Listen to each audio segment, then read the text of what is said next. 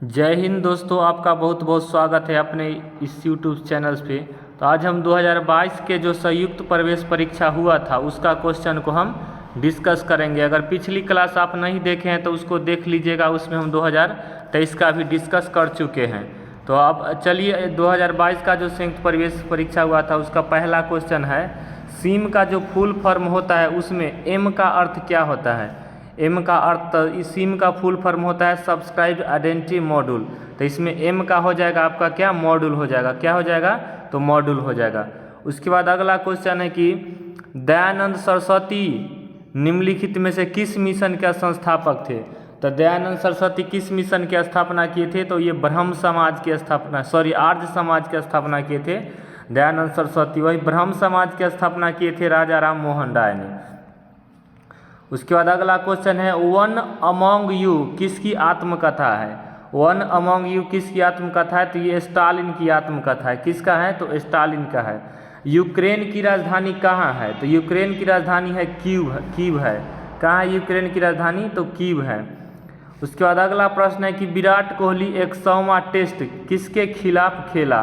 तो आप देखे थे वर्ल्ड कप में 100वां जो ये टेस्ट जो है 100वां, ये किसके खिलाफ खेले थे विराट कोहली, तो ये खेले थे आपके श्रीलंका के खिलाफ। वही वर्ल्ड कप में ये 50वां शतक पूरा किए थे विराट कोहली, जो रिकॉर्ड सचिन तेंदुलकर के बराबर किए थे। उसके बाद अगला है कि मिताली राज किस खेल से संबंधित है। तो मिताली राज जो है ये क्रिकेट खेलती है। क्या चीज़ खेलती है, तो क्रिकेट खेलती है मिताली राज।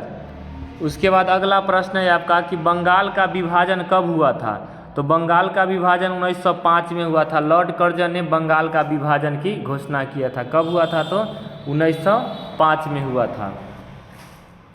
उसके बाद अगला क्वेश्चन है कि प्रथम पंचवर्षीय योजना कब शुरू हुआ। तो प्रथम पंचवर्षीय योजना शुरू हुआ था 1951 में। 1951 से 1956 तक चला था प्रथम पंचवर्षीय योजना। उसके बाद अगला प्रश्न है कि भारत छोड़ो आंदोलन कब हुआ।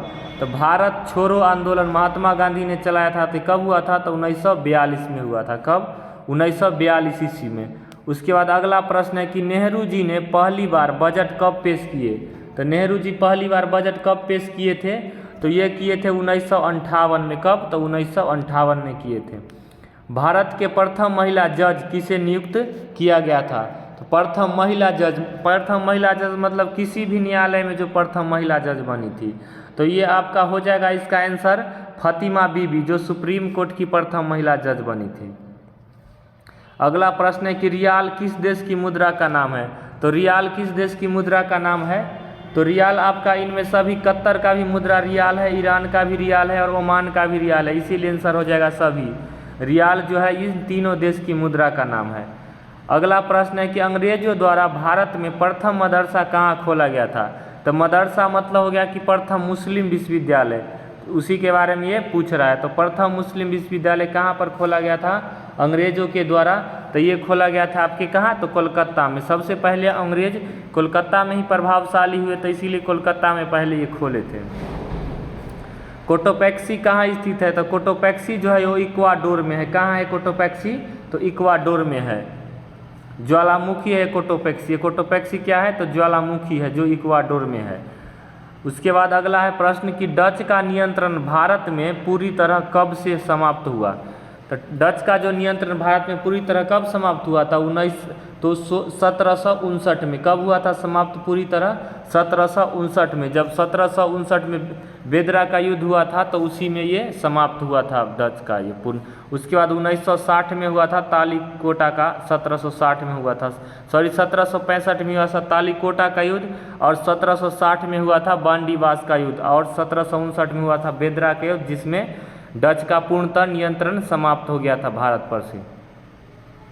उसके बाद अगला प्रश्न है कि चंद्रमा का आकार पृथ्वी की तुलना में कितना होता है। तो चंद्रमा के आकार पृथ्वी की तुलना में कितना होता है, तो 1/4 होता है। कितना होता है, 1/4। यहाँ भार नहीं पूछ रहा है। देखिए कोई भी वस्तु का भार पृथ्वी पर जितना होगा वहाँ चंद्रमा पर जाएगा वो वस्तु, तो उसका भार 1/6 हो जाएगा। लेकिन उसका आकार पूछ रहा है। क्या पूछा है, चंद्रमा का आकार। तो पृथ्वी के आकार के 1/4 होता है। अगला प्रश्न है कि द्वितीय विश्व युद्ध कब हुआ था? तो द्वितीय विश्व युद्ध शुरू जो हुआ था तो 1939 में हुआ था, जबकि समाप्त हुआ था तो 1945 में हुआ था समाप्त। उसके बाद अगला प्रश्न है कि कौन सा ग्रह जिसका अपना कोई उपग्रह नहीं है? तो जिसका अपना कोई उपग्रह नहीं है वो कौन सा ग्रह है? तो ये हो जाए आपका ऑप्शन सी आंसर हो जाएगा। क्या होगा? ऑप्शन सी, बुध और शुक्र का अपना कोई उपग्रह नहीं है। बाकी सभी मंगल का जानते हैं फोमोस और डिवोस होता है। बृहस्पति का सबसे बड़ा ग्रह देखिए गैनीमीड होता है, तो मंगल का फोमोस डिवोस, तो इस प्रकार से कौन बच जाएगा? तो बुध और शुक्र हो जाएगा। सौर मंडल का सबसे ठंडा ग्रह कौन है? तो सौर मंडल का सबसे ठंडा ग्रह हो जाता है आपके वरुण। कौन हो जाएगा? तो वरुण हो जाएगा सबसे ठंडा ग्रह। यहाँ पूरे पर क्या है? बर्फ ही बर्फ है। ईस्ट इंडिया कंपनी ने भारत में प्रथम कारखाना कहाँ स्थापित किया था? तो ईस्ट इंडिया कंपनी पूछ रहा है कि भारत में प्रथम कारखाना कहाँ स्थापित किया था? तो ये किया था आपके सूरत में, जो कपड़ा का कारखाना था प्रथम। नाना साहब की उपाधि किसको दिया गया था? तो नाना साहब की उपाधि किसको दिया गया था?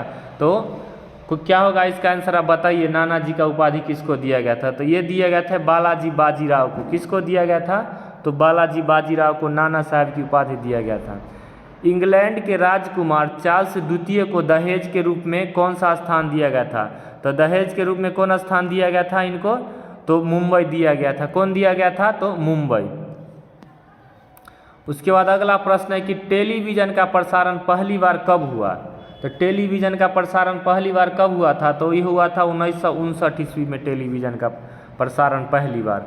उसके बाद अगला प्रश्न है आपका प्रश्न नंबर 24 है कि Indian military academy, Indian military academy कहाँ है? तो इंडियन मिलिट्री एकेडमी आपका कहाँ हो जाएगा? तो ये होगा देहरादून में। कहाँ होगा? देहरादून में। त्रिशूल क्या है? तो त्रिशूल एक है मिसाइल। कैसा मिसाइल है? तो जमीन से हवा में मार करने वाला मिसाइल है। कैसा है? जमीन से हवा में मार करने वाला मिसाइल है। प्रथम डाकघर कब खोला गया था? प्रथम डाकघर भारत में प्रथम डाकघर कब खोला गया था? तो ये खोला गया था आपके 1766 ईस्वी में। कब खोला गया था? 1766 ईस्वी में। उसके बाद 27 नंबर प्रश्न है, निम्नलिखित में से किसे मरणोपरांत भारत रत्न दिया गया था? तो ये जो ऑप्शन है उसमें से मरने के बाद किनको भारत रत्न पुरस्कार दिया गया है? तो ये दिया गया था आपके लाल बहादुर शास्त्री जी को। लाल बहादुर शास्त्री जी को, जो भारत के प्रधानमंत्री थे, दूसरे प्रधानमंत्री लाल बहादुर शास्त्री। उसके बाद अगला प्रश्न है कि गुरु नानक का जन्म कहाँ हुआ था? तो ये हुआ था इनका जन्म ननकाना साहिब पाकिस्तान में। कहाँ हुआ था? तो ननकाना साहिब पाकिस्तान में हुआ था। अगला प्रश्न है कि एयर इंडिया किसने खरीदा? एयर इंडिया जो है उस समय जो था करेंट अफेयर उसके अनुकूल है कि एयर इंडिया किसने खरीदा है? तो एयर इंडिया आपके खरीदा कौन था? तो ये था टाटा समूह ने एयर इंडिया खरीदा था। कौन खरीदे थे? टाटा समूह ने। यूके का राष्ट्रीय पशु क्या है? यूके मतलब हो गया यूनाइटेड किंगडम। यूनाइटेड किंगडम मतलब हो गया इंग्लैंड। तो इंग्लैंड का जो है राष्ट्रीय पशु क्या है? इंग्लैंड का राष्ट्रीय पशु क्या हो जाएगा आपके? ये हो जाएगा शेर हो जाएगा इंग्लैंड का राष्ट्रीय पशु। वही भारत का राष्ट्रीय पशु क्या हो जाएगा? बंगाल टाइगर हो जाएगा, व्हाइट बंगाल टाइगर। अगला प्रश्न है कि बंधुआ बांध बिहार के किस शहर में है? ये बंधुआ बांध जो है ये बिहार के किस शहर में पूछ रहा है ये? तो ये बंधुआ बांध हो जाएगा आपके कहाँ पे? तो ये बांका में हो जाएगा। कहाँ हो जाएगा? तो बांका में हो जाएगा बंधुआ बांध। उसके बाद अगला प्रश्न है कि रूस ने यूक्रेन पर कब हमला किया? तो ये करंट अफेयर का ही प्रश्न है कि रूस ने यूक्रेन पर कब हमला किया था? तो ये 24 फरवरी 1922 को हमला किया था। काल निर्णय क्या है? काल निर्णय क्या है? तो बताइए इसका काल निर्णय क्या होगा? तो काल निर्णय एक प्रकार का क्या है? तो आपके कैलेंडर है। क्या है काल निर्णय? तो कैलेंडर है। डाकघर नामक पुस्तक किसकी रचना है? तो जो पुस्तक है डाकघर वो किसने लिखा था? तो ये रविंद्रनाथ टैगोर ने लिखे थे। कौन लिखे थे? रविंद्रनाथ टैगोर। उसके बाद अगला 35 नंबर प्रश्न है, कह रहा है महात्मा गांधी के जन्म दिवस के साथ और किनका जन्म दिवस मनाया जाता है? तो इनके साथ मनाया जाता है लाल बहादुर शास्त्री जी का जन्म दिवस। किसका?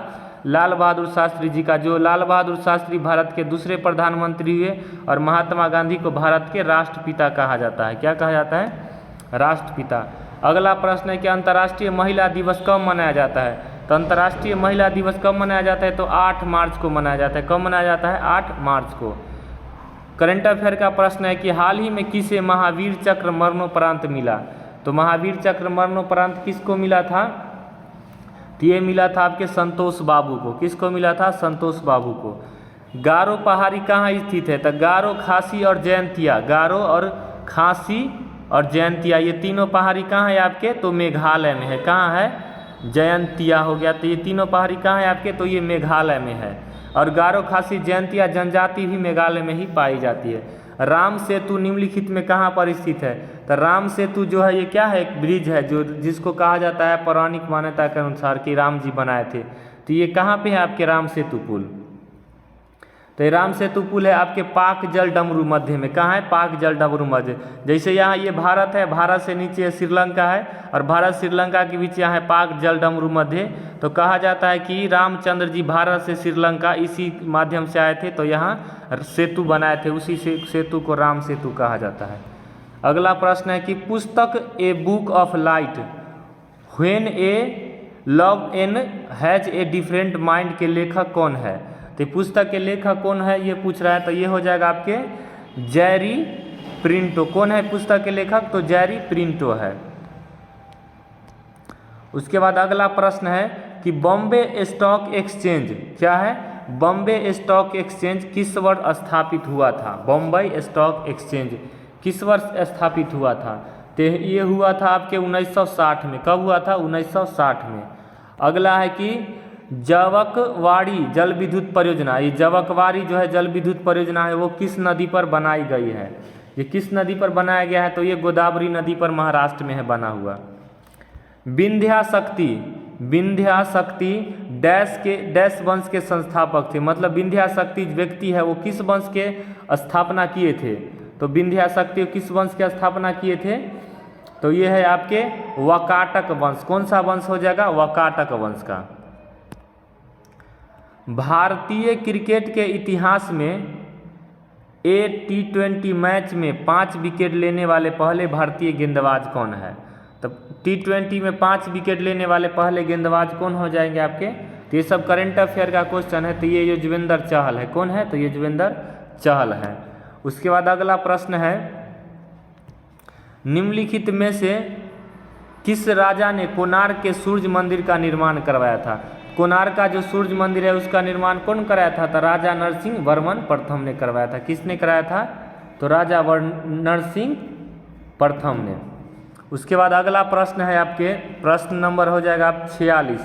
कितना नंबर प्रश्न हो जाएगा? तो 46 हो जाएगा। तो 46 नंबर प्रश्न में कह रहा है कि निम्नलिखित में से कौन सी नदी तिब्बत से होकर बहती है और वहाँ यारलंग तांगसो नदी के रूप में जानी जाती है? तो ये कौन सी नदी है? तो ये आपके ब्रह्मपुत्र नदी है। कौन नदी है? तो ब्रह्मपुत्र नदी है।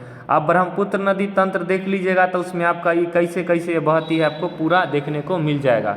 अगर वीडियो अच्छा लग रहा है तो क्लास को लाइक कर दीजिए, चैनल को सब्सक्राइब कर लीजिए। सभी ITI का जो भी होगा क्वेश्चन पूछा हुआ सबको हम इस पर डिस्कस करा देंगे आपको। अगला प्रश्न है कि पंगलांडिया क्या है? पंगलांडिया बांध, पंगलांडिया बांध परियोजना किस राज्य में है? तो पंगलांडिया बांध परियोजना किस राज्य में है आपके? तो ये है आपके असम में है। कहाँ है? तो असम में है। उसके बाद लोकसभा की अधिकतम संख्या कितनी है? तो लोकसभा के जो सीट है उसका अधिकतम संख्या कितना है निर्धारित अभी तक?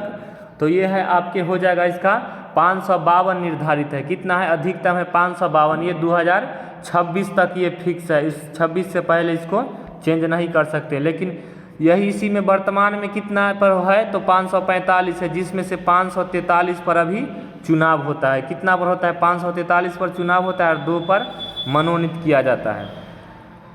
अगला प्रश्न है गोवा पर पुर्तगालियों द्वारा किस वर्ष कब्जा किया गया था? तो गोवा पर पुर्तगालियों के द्वारा कब कब्जा किया गया था? तो 1510 में किया गया था कब्जा। कब किया गया था? 1510 में। और वही गोवा सबसे अंतिम में पुर्तगाल को छोड़ के कब गया था? तो 1961 में। स्वतंत्र पार्टी के संस्थापक निम्नलिखित में से कौन थे? तो स्वतंत्र पार्टी की स्थापना किसने किए थे ये पूछ रहा है। तो ये किए थे आपका सी राजगोपालाचारी, मतलब चक्रवर्ती राजगोपालाचारी, जिनको राजा जी के उपाधि के नाम से भी जाना जाता है। उसके बाद अगला है साइंस का ये प्रश्न है कि 8 वोल्ट के विभवांतर वाले 2 बिंदुओं के बीच 4 C आवेश ले जाने में किए गए कार्य कितना होता है। तो कार्य का फार्मूला बैठाएंगे और तुरंत इसका आंसर आप निकाल लेंगे। तो इसका हो जाएगा आपका कितना आंसर, तो ये हो जाएगा सी 72 जूल हो जाएगा। उसके बाद अगला प्रश्न है कि निम्नलिखित में कौन सा विकल्प उस लवण का उदाहरण है जिसके जलीय विलयन का पीएच मान 7 से कम है। 7 से कम है मतलब कि वो अम्लीय होगा। तो अम्लीय इसमें से कौन है, तो अम्लीय जो ऑप्शन है इसमें से आपका अम्लीय जो होगा वो हो जाएगा आपका आंसर। तो देखिए अम्लीय कौन है, तो अम्लीय हो जाता है आपके अमोनियम क्लोराइड। कौन होता है, बाकी ये सभी क्या है, क्षारीय होता है जिसका पीएच मान 7 से अधिक होता है। निम्नलिखित में से किस अभिक्रिया में ऑक्सीजन हवा में मुक्त होती है। तो ऑक्सीजन में हवा में मुक्त होने का कारण क्या होता है, तो जैसे पेड़ पौधा जो क्या होता है कि ऑक्सीजन छोड़ता है, तो ऑक्सीजन छोड़ता है तो पेड़ पौधा में कौन सा अभिक्रिया होता है, तो प्रकाश संश्लेषण की अभिक्रिया होता है। कौन सा होता है, तो प्रकाश संश्लेषण की अभिक्रिया होता है जिसमें ऑक्सीजन मुक्त होता है और कार्बन डाइऑक्साइड को ये ग्रहण करते हैं। पौधे में लचीलापन का कारण क्या है, तो पौधा में जो लचीलापन होता है उसका कारण क्या होता है, तो इसका कारण होता है कोलेनकाइमा। क्या होता है कारण, कोलेनकाइमा। वही जाइलम के माध्यम से जल का परिवहन होता है, फ्लोएम के माध्यम से पके हुए भोजन का क्या होता है, परिवहन होता है। वही कोलेनकाइमा के कारण क्या होता है, लचीलापन होता है। जब तक किसी पिंड पर असंतुलित बल लागू किया जाता है तब तक इसकी डैश में निरंतर परिवर्तन होते रहता है। कोई भी वस्तु है उसमें जब तक असंतुलित बल लागू किया जाता है तो उसकी क्या चीज़ बदलते रहता है उससे पहले तक। तो ये हो जाएगा आपका ऑप्शन बी हो जाएगा आंसर। क्या होगा आपका, चाल बदलते रहता है। हमेशा गौरी भी चलाइएगा तो क्या होता है आपका, चाल बदलते रहता है। तो उसी प्रकार इसमें चाल बदलते रहता है। आधुनिक आवर्त सारणी में कौन से समूह के तत्वों की बाहरी कोश पूर्ण है। बाहरी कोश पूर्ण है कि मतलब वो फिर अब किसी से अभिक्रिया नहीं करेगा। तो 18वां ग्रुप के तत्व में जो निष्क्रिय तत्व होता है इसके बाहरी तत्व में पूर्ण रहता है। उसके बाद अगला है कि किसी वस्तु पर कार्य करने के लिए गुरुत्व बल को किसके रूप में जाना जाता है। तो किसी वस्तु पर कार्य करने के लिए जो गुरुत्व बल होता है उसे भार के रूप में जाना जाता है। क्या चीज़ के रूप में जाना जाता है, भार के रूप में। अगला प्रश्न है कि धातु ऑक्साइड और हाइड्रोजन का निर्माण करने के लिए निम्नलिखित में से कौन सी धातु वाष्प के साथ अभिक्रिया करता है। तो इसमें से वाष्प के साथ कौन सी धातु जो है अभिक्रिया करता है, तो ये कर देते हैं आपके एल्युमिनियम। एल्युमिनियम से अभिक्रिया होता है तो क्या होता है, धातु के ऑक्साइड बनते हैं और हाइड्रोजन गैस निकलती है। उसके बाद अगला प्रश्न है कि एक व्यक्ति 2 सेकेंड में 1000 जूल काम करता है तो उसके द्वारा खर्च की गई ऊर्जा क्या होगी। तो ऊर्जा बराबर लगाएंगे आप फार्मूला और आराम से इसका आंसर निकाल लेंगे। तो इसका क्या हो जाएगा आपका, इस सब को हल करेंगे तो थोड़ा टाइम लगेगा इसीलिए हल नहीं करते हैं। तो इसीलिए इसका आंसर हो जाएगा कितना आपका, 500 वाट हो जाएगा। कंसस्टेंशन क्या है, कंसस्टेंशन डैश धातुओं को मिश्रित करके बनाया जाता है। तो कंसस्टेंशन किस धातु को मिला करके बनाया जाता है, तो ये होता है कॉपर और निकेल को मिला करके बनाया जाता है। देख रहे हैं कि कई क्वेश्चन 22 वाला भी 23 में भी रिपीट हुआ है। तो इसी प्रकार से आप याद सबको करिएगा तो आपको याद आराम से हो जाएगा। अगला प्रश्न है कि आधुनिक आवर्त सारणी के 18वें समूह में कितने तत्व मौजूद है। तो कितने तत्व टोटल मौजूद है आधुनिक आवर्त सारणी में 18वें में, तो ये हो जाएगा आपके 7 तत्व है। कितना है, तो 7 तत्व है। धातुओं की विद्युत प्रतिरोधकता का सही क्रम क्या है। तो विद्युत प्रतिरोधकता का सही क्रम क्या हो जाएगा, तो ये हो जाएगा आपका डी हो जाएगा सही क्रम। सबसे ज़्यादा इसमें प्रतिरोधकता, उसके बाद इससे कम, उसके बाद इसमें, तो ये हो जाएगा आपका सही क्रम। प्रतिरोधकता के मतलब हुआ कि रोकना, विद्युत को कितना वो रोक रहा है। तो सबसे कम रोकता है आपका सोना Ag और सबसे ज़्यादा रोकता है Hg। ऑप्शन के अनुकूल होगा। लेंस बनाने के लिए निम्नलिखित में से किसका उपयोग नहीं किया जाता है। तो ये देखिए मिट्टी का प्रयोग नहीं किया जाता है लेंस बनाने के लिए। किसी परमाणु का उप परमाणु कण नहीं है। तो परमाणु का कौन इसमें कण नहीं है, तो जीनॉन नहीं है। बाकी सब है, इलेक्ट्रॉन, प्रोटॉन और न्यूट्रॉन, तीनों क्या है, इसका कण है। अगला 72 नंबर प्रश्न है कि 21 प्रेक्षणों मतलब सभी भिन्नों के माध्य 40 है। यदि माध्यिका का मान 21 बढ़ा दिया जाए तो प्रक्षेपों का मान क्या होगा। तो प्रक्षेपों का मान क्या होता है, सभी का योग बटा जितना है उसका संख्या होगा। तो इसका माध्य 40 है तो इसको पूरा हो जाएगा 21 गुने 40 पूरा होगा तो 21 बढ़ेगा तो माध्यिका में भी इसी प्रकार से बढ़ जाएगा। तो प्रक्षेपों का माध्य क्या हो जाएगा आपका, तो ये 50 हो जाएगा। इसका माध्य क्या हो जाएगा आपके, तो 50 हो जाएगा। जब एक गिलास पर रखे गए कार्ड को उंगली से धक्का दिया जाता है तो उस पर रखा गया गिलास गिर जाता है, यह कथन किस नियम से संबंधित है। तो ये कथन किस नियम से संबंधित है, तो देख लीजिए आपका 73 नंबर का आंसर हो जाएगा आपका डी। किस नियम से, तो जड़त्व के नियम से।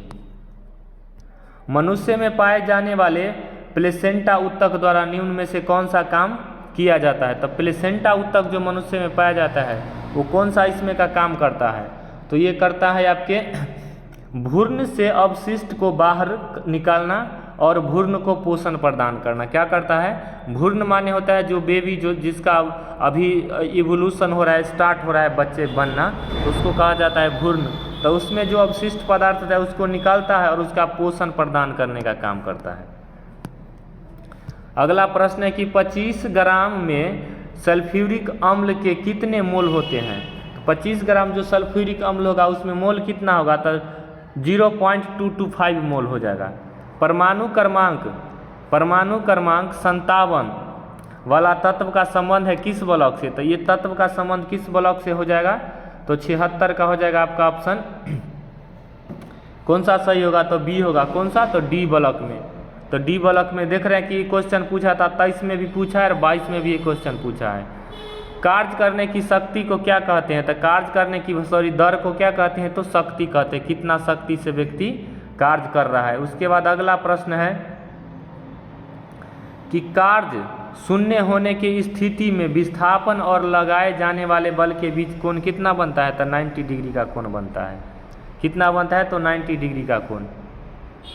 कीटोन के साथ समाप्त होने वाले हाइड्रोकार्बन श्रृंखला के अंत में लगाया जाने वाला प्रत्यय क्या है, कीटोन। तो कौन सा प्रत्यय इसमें लगता है, लास्ट में जो लगता है वो ओन प्रत्यय लगता है। देख रहे हैं कीटोन, तो ओन लग रहा है।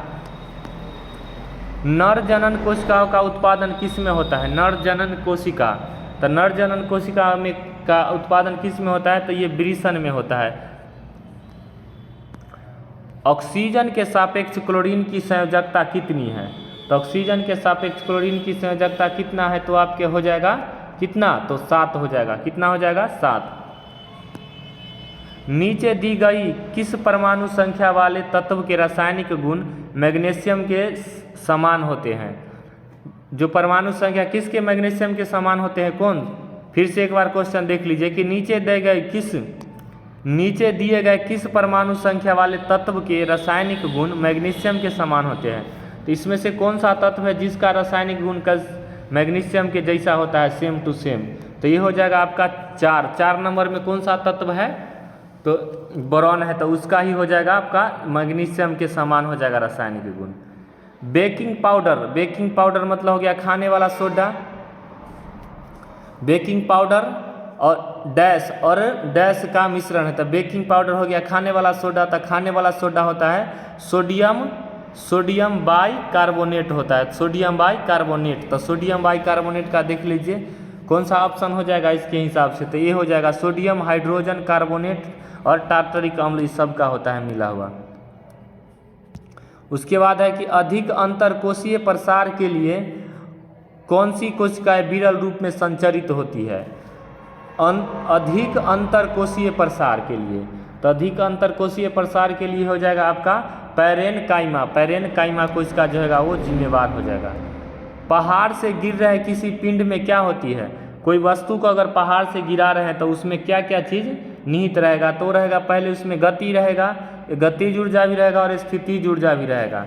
गतिज ऊर्जा कैसे रहेगा कि नीचे गिर रहा है तो कुछ गति से गिर रहा है और कुछ उसका इंटरनल उसका वजन है, इसीलिए उसमें स्थितिज ऊर्जा भी निहित है। स्थितिज क्यों निहित है, क्योंकि वो एक ऊंचाई पर है, तो ऊंचाई से छोड़ेगा तो वहाँ पे स्थितिज है और स्पीड में आ रही है तो इस प्रकार से गतिज भी है। पौधे में स्रावित होने वाला वह हार्मोन जिसके कारण उसका तना सूरज की रोशनी की ओर झुकता है, यो कौन सा है कारण इसका। सूरजमुखी का जो आप देखते हैं कि पौधा सूरज की ओर झुकते रहता है, तो इसका कारण क्या है, ऑक्सीजन है। क्या है, ऑक्सीजन है जो हार्मोन है इसका, तो वो ऑक्सीजन हार्मोन है, उसके कारण वो सूरज की तरफ झुका रहता है। समूह, किस समूह के तत्व निष्क्रिय होते हैं? तो ये 18वें समूह के तत्व आपके निष्क्रिय होते हैं। मिलियन आवर्त होते हैं, मिलियन आवर्त क्या होते हैं? क्वेश्चन पूछ रहा है कि मिलियन आवर्त होते हैं, तो क्या होते हैं आपके मिलियन आवर्त? तो मिलियन आवर्त हो जाते हैं आपके एम हो जाएगा, टीएम हो जाएगा और एचएम हो जाएगा, तीनों होते हैं आपके मिलियन आवर्त। उसके बाद अगला प्रश्न है 89 नंबर कि ताजे दूध में थोड़ा सा बेकिंग सोडा मिलाता है कौन चीज़? तो बेकिंग सोडा अगर थोड़ा सा मिला देते हैं ताजे दूध में तो क्या हो जाएगा उस स्थिति में? तो उस स्थिति में क्या होगा, दूध के अम्लीकरण को रोकने के लिए मिलाते हैं ताकि दूध जो है अम्लीय न हो। जैसे दूध आप देखते हैं कि ठंडा करके या ड्राम में रख के बेचता है, तो उसमें क्या होता है कि थोड़ा सा बेकिंग सोडा मिलाते हैं ताकि वो अम्लीय न हो और वो खराब नहीं हो। ऊर्जा का व्यावसायिक इकाई क्या है? तो ऊर्जा जो है, कार्य और ऊर्जा जो है उसका व्यावसायिक इकाई क्या है? तो व्यवसाय में जो बिजनेस में जो इसका यूज करता है वो पूछ रहा है। तो व्यावसायिक इकाई हो जाएगा किलोवाट घंटा। घरेलू ऊर्जा देखते हैं किलोवाट घंटा में मापता है ना, तो वो व्यावसायिक इकाई है। डैश जो है एनिलिडा वर्ग से संबंधित है। तो एनिलिडा वर्ग से कौन सा इसमें से जंतु आपका संबंधित है? तो ये हो जाएगा आपके एरेस्किस। कौन सा हो जाएगा? एरेस्किस हो जाएगा, एरेस्किस। और केचुआ अर्थोपोडा के हो जाएगा। यदि एक अवतल दर्पण की वक्रता त्रिज्या 6.2 सेंटीमीटर है तो इसकी फोकस लंबाई कितनी है? वक्रता त्रिज्या अगर है इसका 6.2 तो फोकस दूरी का सूत्र क्या होता है? F बराबर R/2 होता है। तो इसका आधा हो जाएगा, तो इस प्रकार से हो जाएगा 3.1 हो जाएगा। इसका क्या हो जाएगा? 3.1 हो जाएगा। तत्व A B C D E जिनका परमाणु क्रमांक क्रमशः 2, 3, 7, 10 और 30 में से कौन सा तत्व समान आवर्त से संबंधित है? इसमें कौन सा तत्व है जो एक ही आवर्त में है? दो तत्व। तो ये ऑप्शन कौन कौन सा हो जाएगा इसमें देख लीजिए आपका। तो ये हो जाएगा आपका 93 का D हो जाएगा। D मतलब हो जाएगा कि B, C और D। तो B मतलब हो गया आपका, B मतलब 3 हो गया और C मतलब 7 हो गया और D मतलब हो गया आपका 30। ये तीनों जो तत्व है 30 नंबर, इस तीनों जगह नंबरिंग जो तत्व है वो सभी एक ही ग्रुप के तत्व हैं। बादलों का रंग सफ़ेद किसके कारण होता है? तो बादल का रंग जो है वो सफ़ेद किस कारण से होता है? तो ये सफ़ेद हो जाता है आपके प्रकाश के प्रकीर्णन के कारण। किस कारण होता है? तो प्रकाश के प्रकीर्णन के कारण होता है। प्रकीर्णन में क्या होता है? सब रंग एक साथ मिल जाता है, बिखरता है तो एक जैसा हो जाता है, तो इसीलिए सफ़ेद हो जाता है। सफ़ेद रंग क्या है? सभी रंगों का मिश्रण है। क्या है? सभी रंगों का मिश्रण है। और प्रकीर्णन होने में ये सभी रंग एक साथ ये दिखने लगता है। चालक तार की पीवीसी द्वारा कोटिंग करके क्या रोका जाता है? मतलब चालक तार जो होता है उस पर कोटिंग, जो पीवीसी का कोटिंग कर दिया जाता है, तो उससे क्या चीज़ को रोका जाता है? तो उससे शॉर्ट सर्किट को रोका जाता है ताकि कहीं शॉर्ट सर्किट नहीं हो। उचित विकल्प का चयन करें। मतलब 1 किलोवाट घंटा किसके बराबर है? ये पूछ रहा है कि 1 किलोवाट घंटा आपके किसके बराबर है? तो ये हो जाएगा आपके 3, कितना है ये आपका? ए हो जाएगा आंसर। तो ये कौन सा है? 3,60,000 जूल। इकाई, दहाई, सैकड़ा, हजार, 10,000, लाख, 10 लाख। तो मतलब 36 लाख जूल के बराबर हो जाएगा। कितना हो जाएगा? 1 किलोवाट घंटा किसके बराबर होगा? तो 36 लाख जूल के बराबर होगा।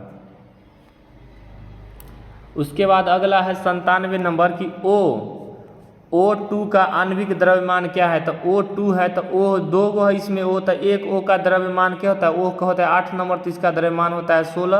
तो 2 गो का द्रव्यमान कितना हो जाएगा आपके? तो 32 हो जाएगा। तो आपका आंसर कौन हो जाएगा आपके? तो ए हो जाएगा आपका इसका आंसर। उसके बाद अगला प्रश्न है कि किसी सैटेलाइट और पृथ्वी के बीच आकर्षण का गुरुत्वाकर्षण बल डैश को तेजी प्रदान करता है।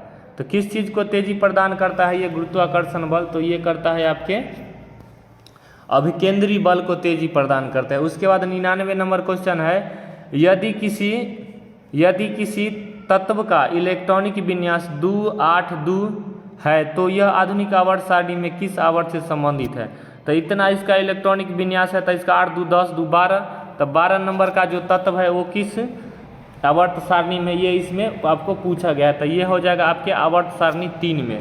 किस में हो जाएगा? आवर्त सारणी 3 में। तो चलिए अब अगला टॉपिक को हम अगला क्लास को फिर हम देखेंगे, अगला सेट को। तो उस सेट को भी हम इसी प्रकार से लाइन लाइन से सबको हम हल कराएंगे। तो चलिए, आपको क्लास अच्छा लग रहा होगा तो लाइक कर दीजिए, और चैनल पर पहली बार विजिट करें तो सब्सक्राइब कर लीजिए, ताकि जो भी होगा अपडेट आपको मिलता रहेगा। तो आज के लिए इतना ही रहने देते हैं, मिलते हैं अगली क्लास।